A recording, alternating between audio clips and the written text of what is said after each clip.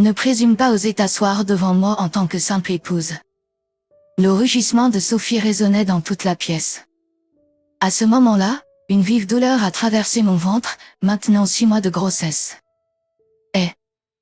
Une douleur inconnue traversait mon estomac, et je me suis effondrée sur le sol. Madison, ça va? Qu'est-ce que tu penses faire? Dans une banque bien connue, j'ai été surprise. Mes 2 amis, plus intéressés par l'argent que moi, interrogeaient avec enthousiasme les hommes et poussaient des cris de joie. Me sentant quelque peu déplacée, j'étais sur le point d'abandonner, pensant que cela pourrait être une autre impasse. Cependant, comme par chance, Sophie semblait s'intéresser à moi, restant en retrait pendant que mes 2 amis étaient sous les projecteurs. J'ai été surprise lorsqu'elle m'a demandé « Tu aimerais prendre un verre après ça ?» Puisque Sophie était aussi mon type, j'ai accepté avec enthousiasme, disant oui. Après un rendez-vous de groupe, nous sommes sortis quelques fois, et après un aveu de Sophie, nous avons commencé à nous voir.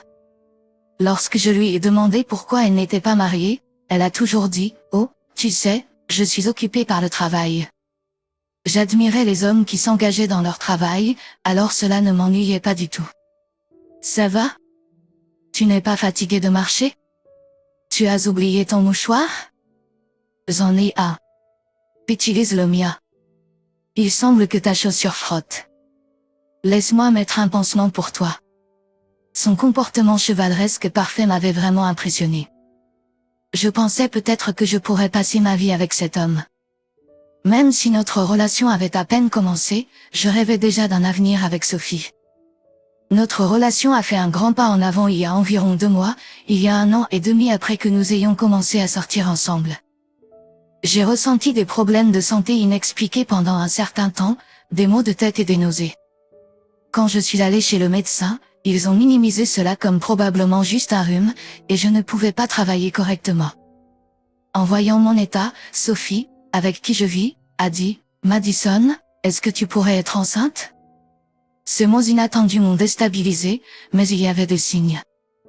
Je me suis précipitée à la pharmacie pour acheter un test de grossesse, l'ai essayé à la maison, et à ma grande surprise, il a indiqué que j'étais bel et bien enceinte. Je n'arrive pas à y croire. Il semble que je sois vraiment enceinte.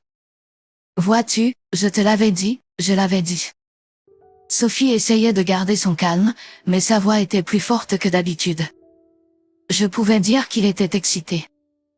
Il y a un bébé en moi, notre bébé. Le lendemain, je me suis rendue directement chez l'obstétricienne gynécologue. Le test a confirmé qu'il y avait bel et bien un bébé, et on m'a dit que j'étais enceinte de 3 mois. Le docteur a dit, c'est surprenant que vous ne l'ayez pas remarqué plus tôt. Mais comme Sophie et moi n'étions pas encore mariés, la grossesse était loin de mes pensées. Maintenant, en y repensant, tout avait du sens. J'ai réalisé que le malaise étrange était des nausées matinales. Après être sortie de la clinique, je l'ai dit à Sophie que la grossesse se passait bien. Sa réaction n'était pas celle à laquelle je m'attendais. Je pensais qu'il serait plus heureux. Cependant, sa réponse a été remarquablement détachée, me mettant hors de moi. Sophie, ça veut dire? Ouais, allons nous marier, a-t-il dit si calmement, rien comme la proposition à laquelle je m'attendais. Malgré tout, j'étais ravie qu'il propose de nous marier et j'étais trop excitée pour m'endormir cette nuit-là. Cependant, le changement chez Sophie avait déjà commencé.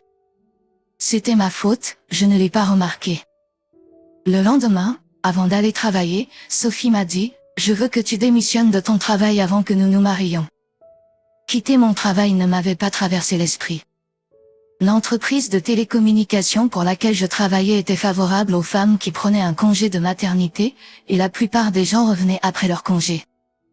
Certes, certaines quittaient leur emploi en raison de relations à distance, mais peu démissionnaient simplement parce qu'elles allaient se marier ou étaient enceintes.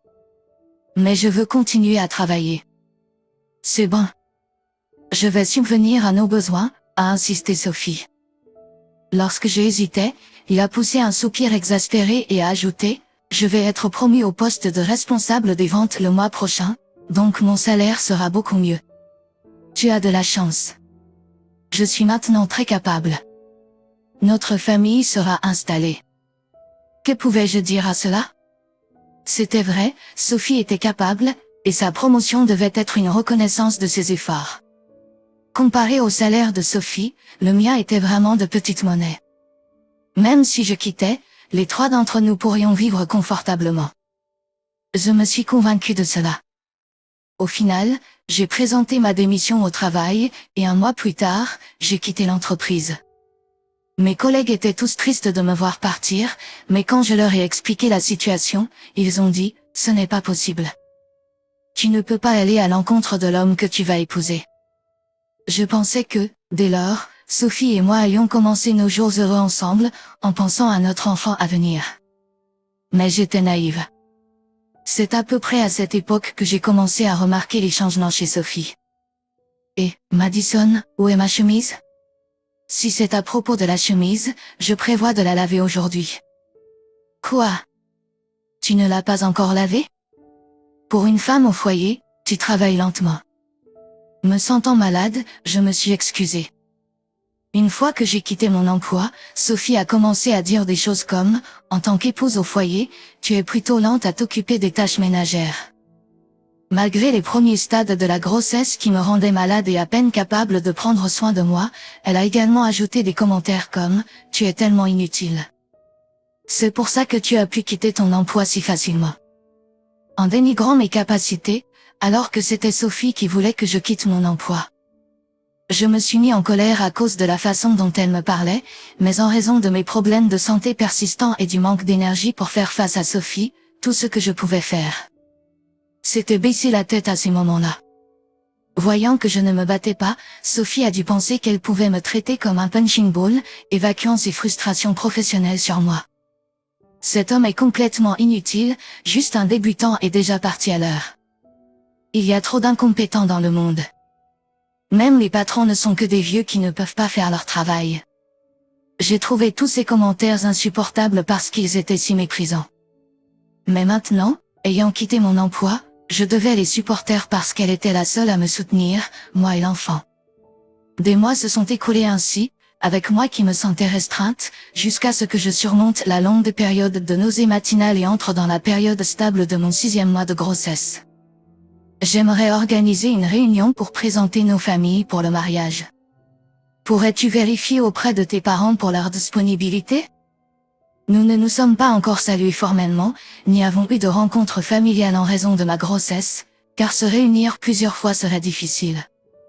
Alors, nous avons pensé, pourquoi ne pas réunir les 2 familles ensemble d'un seul coup? D'accord. Sophie a accepté étonnamment rapidement et a immédiatement contacté sa famille. J'ai également contacté la mienne, et nous avons trouvé une date qui convenait à tout le monde. Toutefois, l'introduction de mariage et la rencontre familiale étaient prévues 2 semaines plus tard, un dimanche. Je me préparais mentalement et physiquement pour le jour, mais Sophie continuait de me donner des ordres comme si j'utilisais la grossesse comme une excuse pour négliger les tâches ménagères. Je ne négligeais jamais rien. Je ne faisais que prendre des pauses de temps en temps. Pourquoi dois-je être traitée de cette façon, me demandais-je, alors que ma frustration montait. Puis vint le dimanche 2 semaines plus tard. Nous nous sommes rendus à l'événement, qui devait se dérouler au domicile des parents de Sophie en raison du grand nombre de participants. Bienvenue, Madison. Nous attendions avec impatience de vous rencontrer. Ravi de vous rencontrer. Je m'appelle Madison. J'espère m'entendre bien avec tout le monde. Les parents de Sophie semblaient sympathiques et distingués, ce qui m'a mise à l'aise. Ils étaient très heureux lorsque je leur ai remis les fleurs que j'avais apportées en cadeau.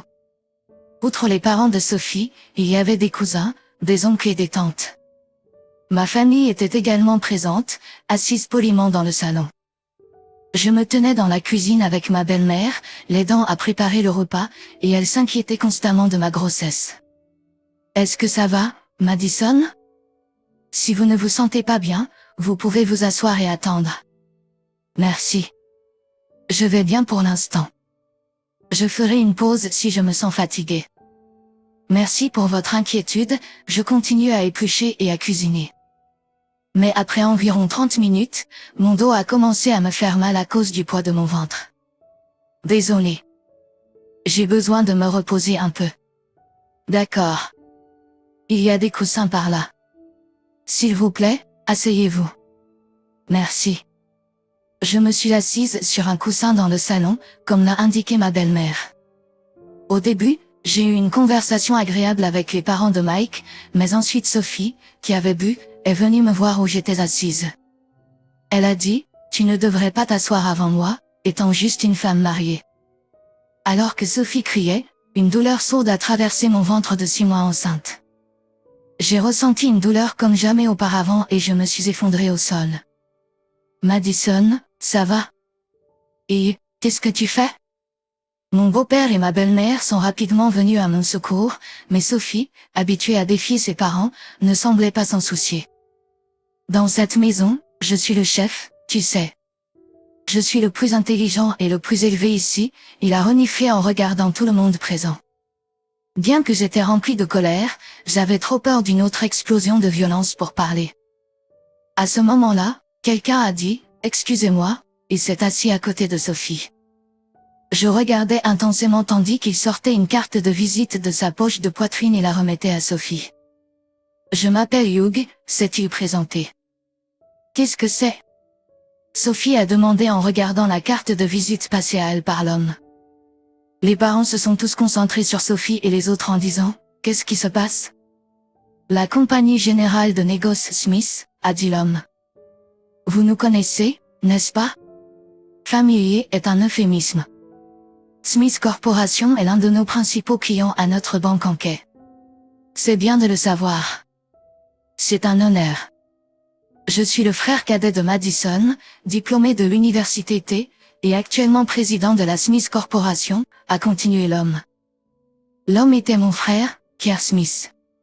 Smith était mon nom de jeune fille, j'ai expliqué brièvement à mon frère et à mes parents. Mon frère regardait Sophie droit dans les yeux, mais je pouvais voir les flammes de la colère brûler dans ses yeux.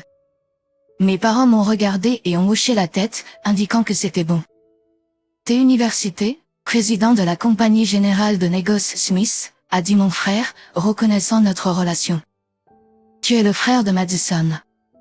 Oui, je l'ai répondu. La tension dans la pièce a augmenté et j'ai instinctivement détourné le regard.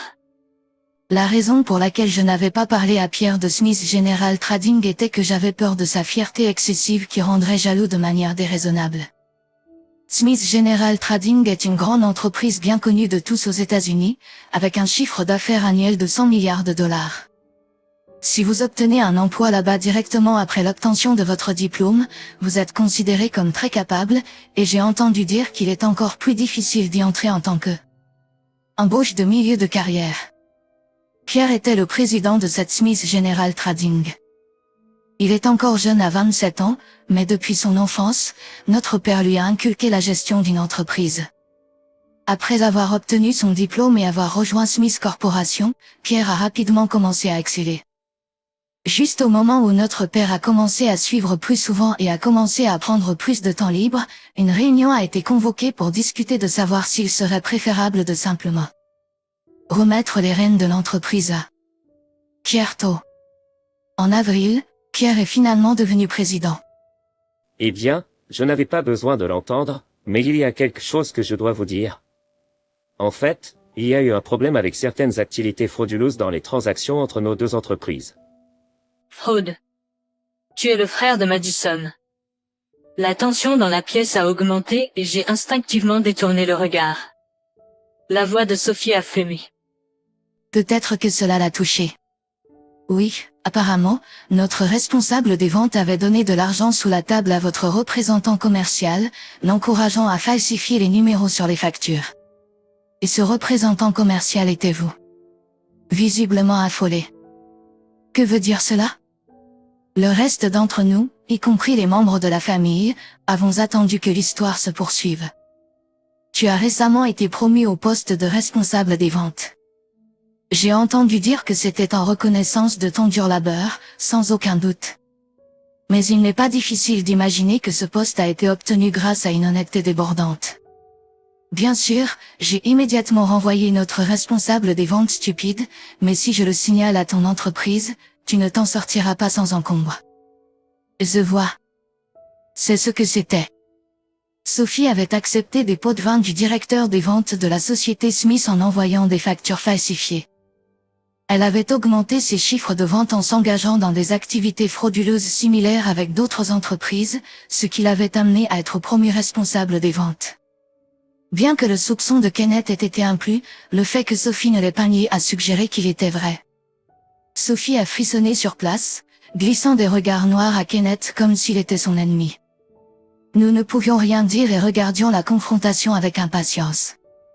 Maintenant que tu as gravi les échelons grâce à la malhonnêteté, mais il est clair que tu n'es pas fait pour être dans une position de leader rien qu'en te basant sur ton comportement d'aujourd'hui. Donner un coup de poing au ventre de ta femme enceinte, te considérant comme la personne la plus importante de cette maison. Ne te moque pas de moi, en donnant toujours des ordres à ma sœur, te considérant comme un élite parce que tu as triché pour arriver là où tu es. Le ton poli de Kenneth s'est brusquement durci alors qu'il réprimandait Sophie. Dans ses yeux, il y avait une détermination à vaincre son ennemi juré. De quoi parles-tu? Ne fourrez pas votre nez là où il ne convient pas. Sophie a répliqué sèchement. Je l'ai clairement vu sourire à cette réponse, Pierre. Vous avez juste dit, qu'est-ce que le diable, non? Oui, je l'ai fait. Et alors? Je ne veux pas faire des affaires avec quelqu'un qui parle de cette façon à un partenaire. J'avais cru que votre entreprise serait un bon partenaire commercial pour nous, mais j'avais tort. Je vous prie d'informer votre entreprise que nous n'aurons plus de transactions avec vous dans aucune mesure. Ce que Sophie n'avait pas anticipé, c'était d'être frappée par une sanction aussi grave que l'arrêt des transactions entre la société Smith et la banque MK d'Amérique. S'il vous plaît, pas ça, n'importe quoi sauf ça. Sophie a supplié désespérément, mais Pierre, peut-être à bout de nerfs avec la colère, a dévisagé et dit sèchement, vous ne vous excusez pas auprès de la mauvaise personne? Je n'ai pas besoin de quelqu'un qui ne peut même pas comprendre cela.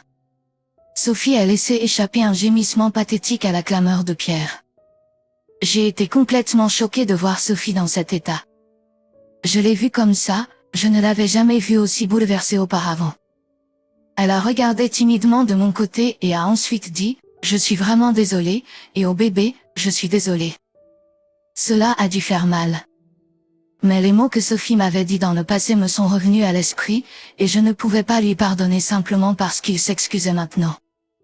Je suis désolée, mais j'ai besoin de temps pour réfléchir à ce mariage. Je l'ai refusé. Sophie s'est levée, étourdie, et est sortie de la pièce. Un silence a régné parmi nous, mais lorsque l'un des parents de Sophie s'est excusé humblement pour le tumulte lors d'une telle réunion, l'un des parents a dit, faisons simplement un toast pour aujourd'hui, et l'atmosphère s'est égayée pendant un moment. Nous avons tous oublié les problèmes de Sophie et passé un bon moment. Madison, je suis vraiment désolée pour ce que Sophie a fait. Il n'y a pas d'urgence concernant la décision de mariage. Tu peux prendre ton temps. Madison, au nom de toute ta famille, je suis vraiment désolée. Malgré de merveilleux parents, je n'ai pas pu m'empêcher de me sentir triste, en me demandant comment Sophie en est arrivée là. Non, c'est nous qui devrions nous excuser pour avoir causé une telle agitation. Tout le monde, je suis désolée. Donne-moi juste un peu plus de temps pour réfléchir, ai-je dit. Personne dans ma famille ne m'a blâmé, pour ma décision. Tu dois réfléchir à cela. En caressant mon ventre, je me suis demandé ce qui allait suivre. Actuellement, l'idée d'épouser Sophie ne me plaît pas. Mais pour le bien de cet enfant, aucune réponse claire ne m'est venue. J'ai décidé de prendre mon temps pour la décision. Un mois s'est écoulé depuis, et j'ai décidé de rester avec mes parents jusqu'à la naissance de l'enfant. Comme prévu, les manquements de Sophie au travail ont été révélés, et elle a été renvoyée. Smith General Commerce, un client important, semble avoir cessé de faire des affaires avec la banque MK, comme l'avait déclaré Pierre. Sophie a finalement imposé une grande perte à son entreprise et a perdu son emploi, mais elle continue de venir tous les jours à la maison de mes parents, demandant pardon et disant qu'elle ferait haine. N'importe quoi. Tu dis que tu feras n'importe quoi, mais tu n'as même pas d'emploi, n'est-ce pas? Ouais, mais je trouverai autre chose. Je m'en sortirai. S'il te plaît, réfléchis, a supplié Sophie. Sophie a commencé à parler avec sens, mais c'est facile à dire si c'est juste des paroles. Cependant, j'ai entendu dire de la part de Pierre que les méfaits de Sophie sont devenus bien connus dans la région, et que les entreprises resserrent leurs normes d'embauche pour éviter d'embaucher quelqu'un comme elle. Si j'étais responsable de l'embauche, je ne pourrais pas imaginer embaucher quelqu'un qui a commis une fraude à son travail précédent. Il est clair que se faire réembaucher n'est pas aussi simple que Sophie ne le suggère. Au mieux, elle pourrait peut-être obtenir un emploi à temps partiel, mais je ne peux pas imaginer comment un emploi à temps partiel pourrait la soutenir, moi, le bébé et elle. Il n'y a pas longtemps, j'avais du mal à décider de l'épouser.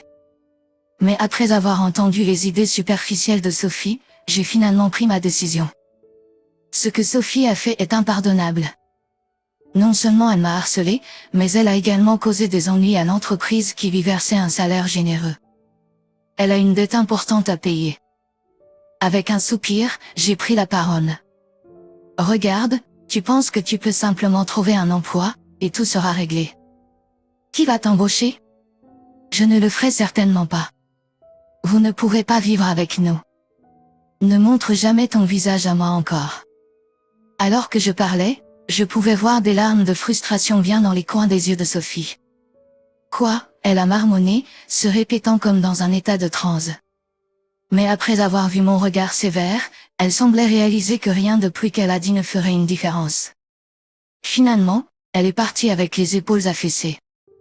Enfin, je me sentais un poids s'enlever de tout mon corps, et je pouvais regarder la figure s'éloignante de Sophie avec un sens de soulagement. Cela peut être légèrement injuste pour l'enfant, mais il vaut mieux ne pas avoir un tel père. Je m'assurerai que notre enfant est heureux. Une fois que le bébé est un peu plus âgé, je prévois de retourner au travail, peut-être en laissant tomber l'enfant à la garderie. Heureusement, un ancien collègue de mon ancien emploi a tendu la main, demandant si je considérerais revenir. Je me réjouis de retourner au travail un jour, mais pour l'instant, je prendrai chaque journée à la fois avec mon enfant.